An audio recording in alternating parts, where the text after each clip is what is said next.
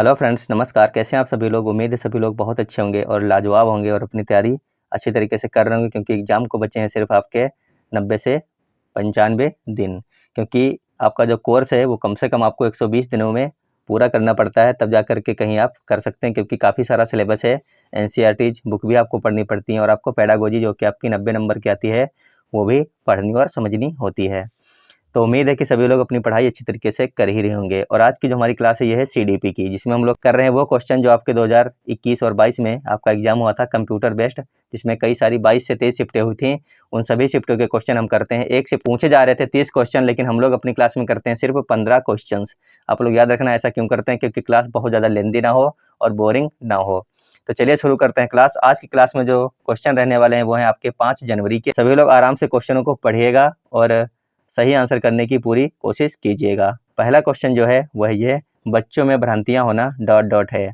पहला ऑप्शन लिखा है असामान्य, दूसरा लिखा है अप्रारूपिक, तीसरा ऑप्शन है वह है प्राकृतिक और चौथा ऑप्शन है दुर्लभ। तो सभी लोग आंसर कर दीजिए। बहुत अच्छा क्वेश्चन है, बच्चों में भ्रांतियां होना डॉट डॉट है।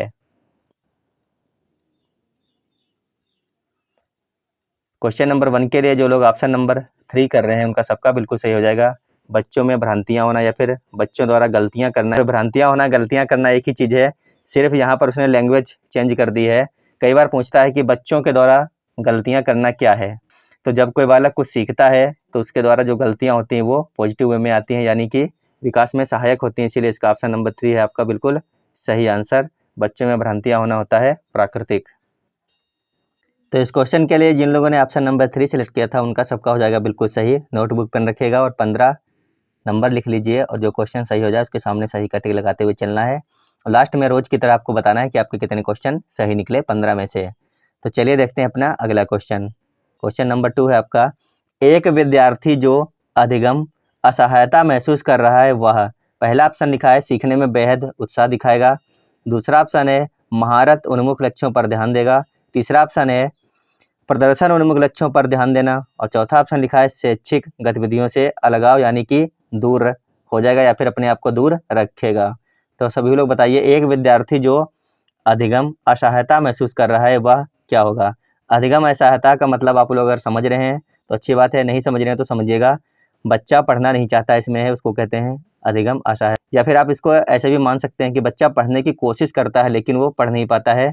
एक ही चीज़ को 3 से 4 बार करेगा, उसके बाद में बोर हो जाएगा, फिर अपनी पेन और पेंसिल को रख देगा और चुपचाप बैठ जाएगा। इसको कहते हैं अधिगम असहायता। तो सभी लोग बताइए इस क्वेश्चन के लिए कौन सा ऑप्शन सही हो जाएगा क्वेश्चन नंबर 2 के लिए। अगर किसी छात्र को पढ़ने में दिक्कत हो रही है या फिर वो कार्य को नहीं कर पा रहा है या फिर नहीं पढ़ पा रहा है तो सीखने में बेहद उत्साह दिखाएगा, बिल्कुल भी नहीं दिखाएगा। वो बार बार कोशिश कर रहा है लेकिन नहीं सीख पा रहा है तो उसका मन वहाँ से हट जाएगा। दूसरा ऑप्शन लिखा है महारत उन्मुख लक्ष्यों पर ध्यान देगा, ऐसा भी कुछ नहीं करेगा कि हम ऐसा कुछ पढ़ें जो कि बहुत ही महारत हासिल करने वाला हो। ऑप्शन नंबर 2 भी गलत हो गया आपका। 3 लिखा था प्रदर्शन उन्मुख लक्ष्यों पर, यह भी नहीं करेगा। करेगा क्या वो, शैक्षिक गतिविधियों से अलगाव रखेगा। जब किसी बालक को कुछ आता जाता नहीं है तो वो क्या करता है, स्कूल जाने से डरता है और स्कूल जाता है तो फिर होमवर्क को चेक कराने से डरता है। होमवर्क चेक कराएगा तो सुनाएगा नहीं, कुछ ना कुछ करके वो इस प्रकार के कार्य करने लगता है कि उसका शैक्षिक अलगाव हो जाता है, यानी कि शिक्षा से वो दूर होता चला जाता है। तो ऑप्शन नंबर 4 जो है इस क्वेश्चन का बिल्कुल सही है। एक विद्यार्थी जो कि पढ़ने लिखने में अच्छा नहीं है या फिर वो पढ़ने लिखने की कोशिश करता है लेकिन पढ़ लिख नहीं पाता है तो वो क्या करता है, अपनी शैक्षिक गतिविधियों से दूरी बना लेता है। ऑप्शन नंबर 4 इसका बिल्कुल सही और सटीक आंसर है। अगला क्वेश्चन है आपका, निम्नलिखित में से कौन सा आंतरिक प्रेरणा का उदाहरण है। आंतरिक प्रेरणा के बारे में आपको बताना है, ऐसा कौन सा उदाहरण है जो स्वयं के लिए हो, मतलब कि स्वयं जिसमें आपको प्रेरणा मिल रही हो। आंतरिक का मतलब यही होता है। तो चलिए ऑप्शन देखते हैं। पहला ऑप्शन लिखा है रुचि के कारण नई भाषा सीखना। रुचि किसके अंदर होगी, स्वयं के अंदर होगी, तभी तो आप नई भाषा सीखोगे। ऑप्शन नंबर 1 तो सही लग रहा है, लेकिन दूसरा भी देखेंगे हम लोग। दूसरा लिखा है नगद इनाम जीतने के लिए चित्रकारी करना। ये है बाह्य कारण होता है इनाम जीतना। आप स्वयं के लिए नहीं कर रहे हैं, आप किसके लिए कर रहे हैं, इनाम जीतने के लिए कर रहे हैं, जो कि इनाम क्या होता है, बाह्य कारण में आता है। तो ऑप्शन नंबर 2 हो गया आपका गलत। तीसरा ऑप्शन लिखा था पुरस्कार जीतने के लिए, तो पुरस्कार इनाम एक ही चीज हो गई, तो ऑप्शन नंबर 3 भी हो गया आपका गलत आंसर। उसके बाद में लिखा था माता पिता की प्रशंसा पाने के लिए पढ़ाई करना। माता पिता की प्रशंसा भी बाह्य कारण हो गई, आपकी प्रशंसा करना, ये भी नहीं होगा। ऑप्शन नंबर 4 भी हो गया गलत। इसमें जहाँ पर लिखा है रुचि के कारण नई भाषा सीखना, आंतरिक प्रेरणा का मतलब होता है स्वयं के अंदर जागी हुई कोई प्रेरणा जिसके लिए आप कार्य कर रहे हो अपने कहने पर या फिर अपने सोचने पर। तो इसका जो सही आंसर हो जाएगा ऑप्शन नंबर 1 है सिर्फ, कि आपके अंदर ऐसी कोई रुचि उत्पन्न हो गई जिसके कारण आप क्या कर रहे हैं, नई भाषा को सीख रहे हैं या फिर सीखना चाह रहे हैं। तो ऑप्शन नंबर 1 इसका बिल्कुल सही आंसर है क्वेश्चन नंबर 3 के लिए। चलते हैं अपने अगले क्वेश्चन पर। उम्मीद है क्वेश्चन समझ में आ गया होगा। अगर समझ में आया है तो वीडियो को लाइक कीजिएगा और एक बार सभी के पास में शेयर कर दीजिए। जो लोग नए जुड़े हैं चैनल पर, चैनल को सब्सक्राइब करके जाइएगा। आगे देखते हैं क्वेश्चन नंबर 4। क्वेश्चन नंबर 4 है, अधिगम को प्रभावित करने वाला निम्नलिखित में से कौन सा कारक पर्यावरणीय कारक है? ऐसा कौन सा पर्यावरणीय कारक है निम्नलिखित में से जो कि आपके अधिगम को प्रभावित करता है, आपको यह बताना है। लिखा है रवैया, प्रेरणा, व्यक्तिगत लक्षण या फिर विद्यालय। अधिगम को प्रभावित करने वाला निम्नलिखित में से कौन सा पर्यावरणीय कारक है, ये लिखा है। तो क्वेश्चन नंबर 4 के लिए अगर आपको कुछ दिमाग में आ रहा है तो आप लोग याद रखना, जॉन डेवी ने कहा था कि विद्यालय क्या होता है, समाज का छोटा सा प्रारूप होता है। विद्यालय क्या होता है, समाज का ही छोटा सा प्रारूप होता है। कहने का मतलब है इस क्वेश्चन के लिए ऑप्शन नंबर 4 आपका बिल्कुल सही हो जाएगा। अधिगम को प्रभावित करने वाला जो कारक है निम्नलिखित में से वह है विद्यालय। कौन है? विद्यालय पर्यावरणीय कारक हो जाएगा अधिगम को प्रभावित करने वाला। जिन लोगों ने ऑप्शन नंबर 4 सेलेक्ट किया था उनका सबका बिल्कुल सही हो जाएगा। क्यों सही होगा? क्योंकि जॉन डेवी ने कहा था कि विद्यालय समाज का ही एक छोटा प्रारूप होता है या फिर समाज का ही एक छोटा हिस्सा होता है, भाग होता है, कुछ भी आप कह सकते हैं। तो ऑप्शन नंबर 4 इस क्वेश्चन के लिए हो गया बिल्कुल सही और सटीक आंसर। अगला क्वेश्चन है आपका क्वेश्चन नंबर 5। ये देखिए क्वेश्चन बहुत अच्छा क्वेश्चन था और बहुत ही कम लोगों ने कर पाया था, सबका गलत हुआ था। कहने का मतलब है कि 100 में से 99 लोगों का क्वेश्चन गलत हो गया था और आपका भी गलत होने वाला है। इतना आप लोग समझ करके इस क्वेश्चन को करिएगा। कमेंट बॉक्स में जरूर बताना आप लोगों का ये क्वेश्चन सही हो पाया था या फिर नहीं हो पाया था, ईमानदारी के साथ बताइएगा। सिर्फ क्वेश्चन नंबर 5 के लिए कमेंट सभी लोग करेंगे कि आपने अपने आप से सही क्वेश्चन कर पाया था या फिर नहीं कर पाया था। तो आप लोग पढ़िए इसको और आंसर करिए, सही आंसर क्या होगा।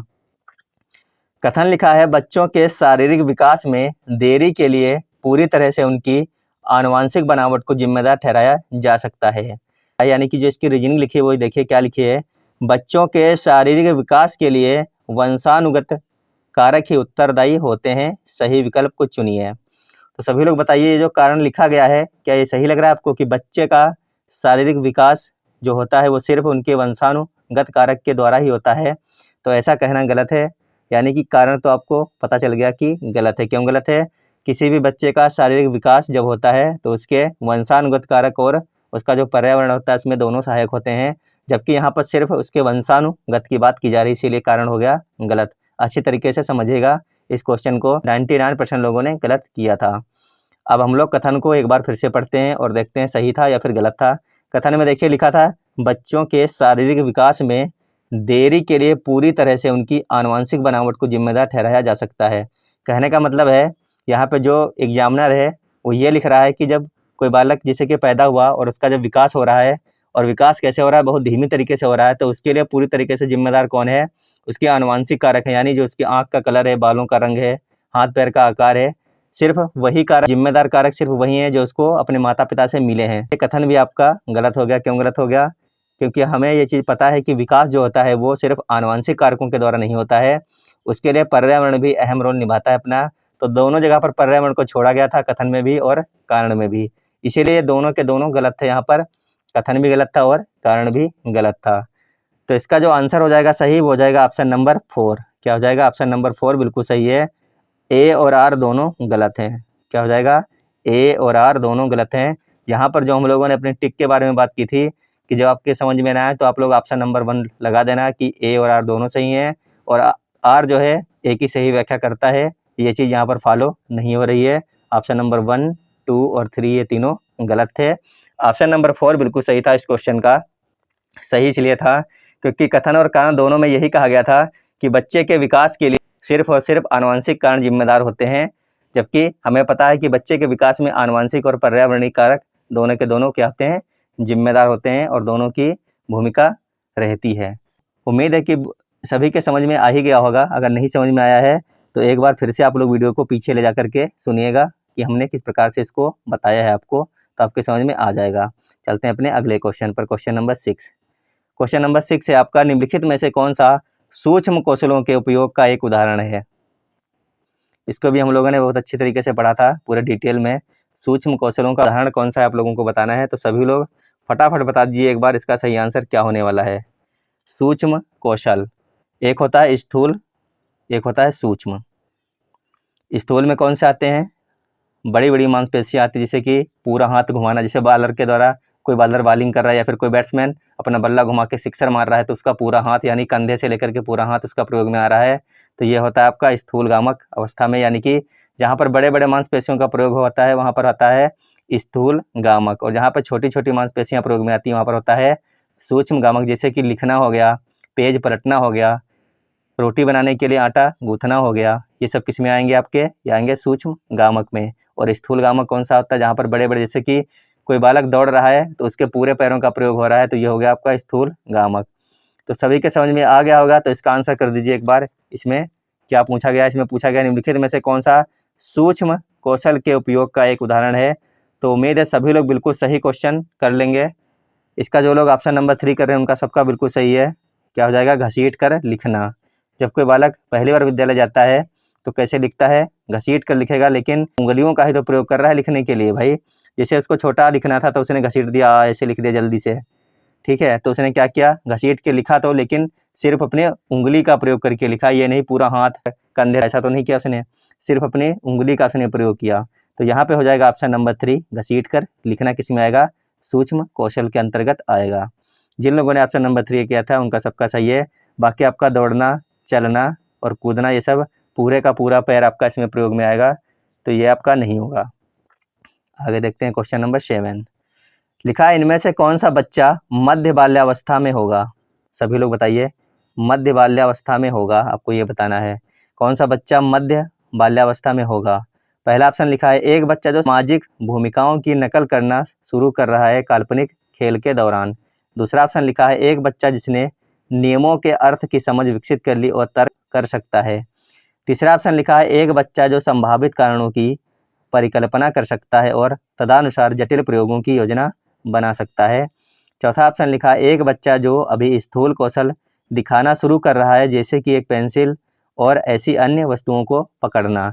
तो सभी को बताना इनमें से कौन सा बच्चा मध्य बाल्यावस्था में होगा।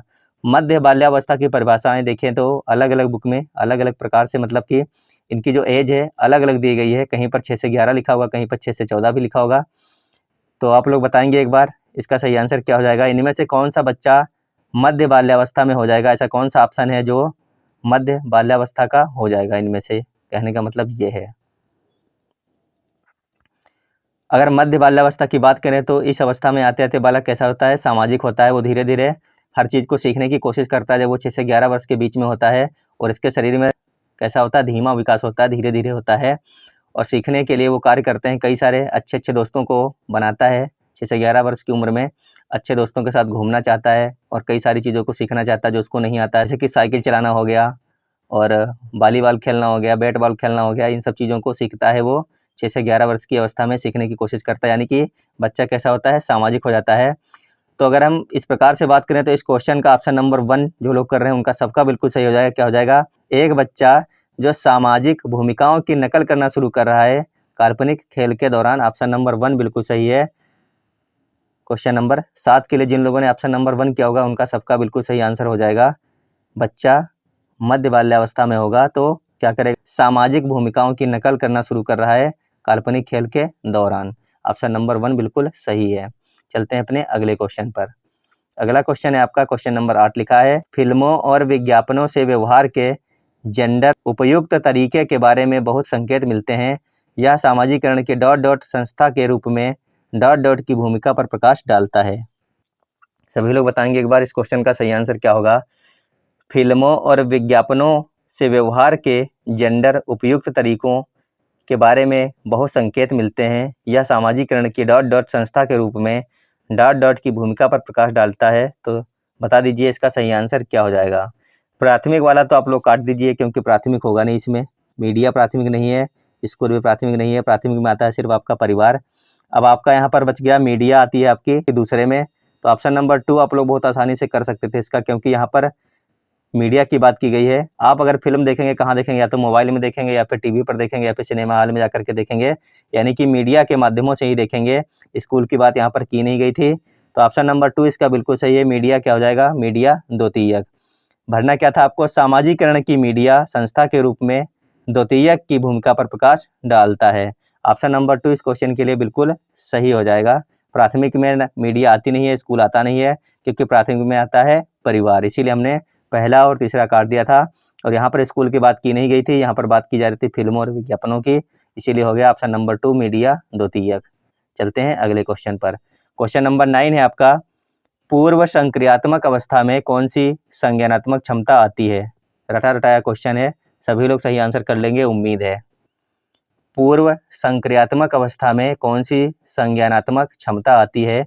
अमूर्त सोच की क्षमता, लक्ष्य निर्देशित व्यवहार की क्षमता, दूसरे का नजरिया लेने की क्षमता, या फिर परिकल्पनात्मक निगमनात्मक सोच की क्षमता। बताइए इस क्वेश्चन के लिए सही आंसर क्या रहेगा आपके हिसाब से। पूर्व संक्रियात्मक अवस्था में कौन सी संज्ञानात्मक क्षमता आती है, तो आती है लक्ष्य निर्देशित व्यवहार की क्षमता। ऑप्शन नंबर 2 जिन लोगों ने किया होगा उनका सबका बिल्कुल सही होगा। क्या आएगी, लक्ष्य निर्देशित व्यवहार की क्षमता। ऑप्शन नंबर 2 बिल्कुल सही है। दूसरे का नजरिया लेने की क्षमता नहीं होगा, ऑप्शन नंबर 3 गलत है आपका, 4 भी गलत है और 1 भी गलत है। तो इसका जो सही है वो है ऑप्शन नंबर 2, लक्ष्य निर्देशित व्यवहार की क्षमता आती है पूर्व संक्रियात्मक अवस्था में। आप लोग याद रखना, अच्छा क्वेश्चन बन सकता है यहाँ से। आगे देखिए, लिखा है पियाजे के अनुसार एक शिक्षक का डॉट डॉट और डॉट डॉट होना बहुत ज़रूरी है। सभी लोग बताइए, ये क्वेश्चन भी आप लोगों को आना चाहिए। पियाजे के अनुसार एक शिक्षक का डॉट डॉट और डॉट डॉट होना बहुत ज़रूरी है। पहला ऑप्शन लिखा है गतिशील और लचीला, दूसरा ऑप्शन लिखा है संरचित अनम्य, और जबकि तीसरा ऑप्शन लिखा है सहानुभूतिपूर्ण पारदर्शी, चौथा ऑप्शन लिखा है यांत्रिक और व्यवहारवादी। पियाजे के अनुसार एक शिक्षक का डॉट डॉट और डॉट डॉट होना बहुत ज़रूरी है। इस क्वेश्चन का जो लोग ऑप्शन नंबर 1 करेंगे उनका सबका बिल्कुल सही हो जाएगा। क्या हो जाएगा, एक शिक्षक का गतिशील और लचीला होना बहुत ज़रूरी है। अगर कोई बालक एक तरीके से कोई चीज़ नहीं समझ पा रहा है तो उसको इतना कठोर नहीं होना है कि सिर्फ एक ही तरीके से हम बताएंगे, समझ में आ रहा है तो ठीक है, नहीं तो मार खावा करके, या फिर नहीं समझ में आ रहा है तो चुपचाप बैठ जाओ, ऐसा कुछ नहीं है। अगर बालक के समझ में नहीं आ रहा है तो आपको कई प्रकार से उसको समझाना है। इसको बोलते हैं लचीला होना। और गतिशील होने का मतलब है कि आप सक्रिय रहें अपनी क्लास में। ऑप्शन नंबर 1 बिल्कुल सही है इस क्वेश्चन का, गतिशील और लचीला। जिन लोगों ने ऑप्शन नंबर 1 किया था क्वेश्चन नंबर 10 के लिए, उनका सबका बिल्कुल सही आंसर हो गया होगा। आगे देखते हैं, अगला क्वेश्चन है क्वेश्चन नंबर 11। लिखा है लेव वाइगोत्स्की के विचार में डॉट डॉट। ऑप्शन देखिए क्या लिखा था। पहला ऑप्शन लिखा है संज्ञान भाषा से स्वतंत्र है, दूसरा ऑप्शन लिखा है संज्ञानात्मक विकास भाषा के विकास को निर्देशित करता है, तीसरा ऑप्शन लिखा है भाषा संज्ञानात्मक विकास को सुगम बनाती है, चौथा ऑप्शन लिखा है संज्ञानात्मक विकास भाषा के विकास से संबंधित नहीं है। संज्ञानात्मक विकास भाषा के विकास से संबंधित नहीं है। तो बताइए इनमें से कौन सा ऑप्शन आपको लग रहा है सही। क्वेश्चन नंबर 11 का सभी लोग आंसर करिए एक बार, उम्मीद है सभी लोग सही आंसर करेंगे। लेव वाइगोत्स्की को आप लोगों ने अच्छी तरीके से अब तक पढ़ लिया होगा, अगर पढ़ लिया है तो आंसर आ जाएगा आप लोगों का बिल्कुल सही। लेव वाइगोत्स्की के विचार में भाषा संज्ञानात्मक विकास को सुगम बनाती है। कहने का मतलब है ऑप्शन नंबर 3 जिन लोगों ने किया इस क्वेश्चन का, उनका सबका बिल्कुल सही आंसर हो जाएगा। क्या हो जाएगा, लेव वाइगोत्स्की के विचार में भाषा संज्ञानात्मक विकास को क्या करती है, सुगम बनाती है। ऑप्शन नंबर 3 इस क्वेश्चन के लिए जिन लोगों ने किया था उनका सबका बिल्कुल सही आंसर है। सारे के सारे क्वेश्चन आपके दिसंबर 2021 और जनवरी 2022 के हैं। आप लोग इसको ध्यान में रख करके करिएगा, क्योंकि आपका एग्जाम भी बहुत ही जल्द होने वाला है और आपको भी इस प्रकार के क्वेश्चन देखने को मिल सकते हैं। इसीलिए बहुत ही आराम से क्वेश्चन पढ़िए और आंसर कीजिए, ज़्यादा से ज़्यादा आपके जो क्वेश्चन है वो सही हो जाएं। अगला क्वेश्चन है क्वेश्चन नंबर 12। सभी लोग पढ़िएगा और आराम से आंसर करिएगा। लिखा है लेव वाइगोत्स्की के अनुसार निम्नलिखित में से कौन से कारक बच्चों के संज्ञानात्मक विकास को सुगम बनाते हैं। सभी लोग आंसर करेंगे एक बार। लेव वाइगोत्स्की के अनुसार निम्नलिखित में से ऐसे कौन से कारक हैं या फिर कारण हैं जो बच्चों के संज्ञानात्मक विकास को सुगम यानी कि आसान बनाते हैं। पहला ऑप्शन लिखा था सांस्कृतिक उपकरण, दूसरा ऑप्शन लिखा था सामाजिक संपर्क, तीसरा ऑप्शन है संतुलन और चौथा ऑप्शन है पुरस्कार। अगर बात की जाए संतुलन की, तो संतुलन जो है ये लेव वाइगोत्स्की के नहीं है, ये हो जाएगा पियाजे यहाँ पर हो जाएगा। तो ऑप्शन नंबर 3 काट देना है आपको। अगर पुरस्कार की बात हो जाए तो पुरस्कार की बात करते हैं स्किनर, तो ऑप्शन नंबर 4 भी आपका गलत हो गया। अब यहाँ पर बच गया सांस्कृतिक उपकरण और सामाजिक संपर्क, यानी ऑप्शन नंबर 1 और 2 जहाँ पर होगा वो आपका बिल्कुल सही हो जाएगा। तो 1 और 2 है ऑप्शन नंबर 3 में, तो ऑप्शन नंबर 3 जिन लोगों ने किया है उनका सबका सही आंसर हो जाएगा क्वेश्चन नंबर 12 के लिए। उम्मीद है क्वेश्चन समझ में आया होगा और आप लोगों ने आंसर भी कर लिया होगा। तो अपने अगले क्वेश्चन पर चलते हैं। अगला क्वेश्चन है, एक बाल केंद्रित कक्षा में अधिगम।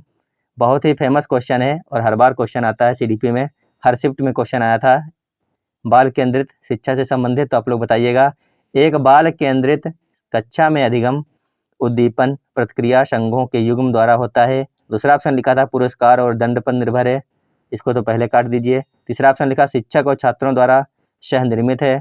चौथा ऑप्शन लिखा पूरी तरीके से शिक्षक पर निर्भर है और छात्रों की भूमिका निष्क्रिय है। चौथा ऑप्शन भी आपका गलत हो गया, क्योंकि छात्रों की भूमिका निष्क्रिय नहीं होती है, ये आपका हो गया गलत।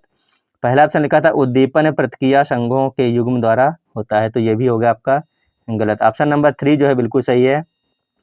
एक बाल केंद्रित कक्षा में अधिगम किस प्रकार से होना चाहिए, शिक्षक और छात्रों सह निर्मित होना चाहिए। कहने का मतलब है शिक्षक और छात्र के दोनों की भूमिका होनी चाहिए जब कोई लेसन पढ़ाया जा रहा है। अगर टीचर पढ़ा रहा है तो छात्र उसको पढ़ रहा है और समझ रहा है, अगर समझ में नहीं आ रहा तो पूछ रहा है, और शिक्षक छात्र के द्वारा पूछे जाने पर उनको समझा रहा है, दोबारा से बता रहा है। तो क्या हो गया, शिक्षक और छात्रों द्वारा सह निर्मित जो कक्षा होती है वो होती है एक बाल केंद्रित कक्षा। ऑप्शन नंबर 3 जो है बिल्कुल सही आंसर था इस क्वेश्चन के लिए। क्वेश्चन नंबर 13 का जिन लोगों ने ऑप्शन नंबर 3 किया उनका सबका सही आंसर हो जाएगा। देखते हैं अगला क्वेश्चन। क्वेश्चन नंबर 14 आपका है, लॉरेंस कोहलबर्ग के नैतिक विकास के सिद्धांत के किस चरण में बच्चे दूसरे के इरादे की अपेक्षा करता है और इसके बजाय अधिकार और नकारात्मक परिणाम के डर पर ध्यान केंद्रित करता है। सभी लोग बता दीजिए एक बार क्या सही आंसर हो जाएगा। फटाफट आंसर करिएगा सभी लोग। लॉरेंस कोहलबर्ग के नैतिक विकास के सिद्धांत के किस चरण में बच्चे दूसरे के इरादों की उपेक्षा करता है और इसके बजाय अधिकार और नकारात्मक परिणाम के डर पर ध्यान केंद्रित करते हैं, आपको ये बताना है। तो फटाफट आंसर करिए एक बार क्या सही आंसर हो जाएगा।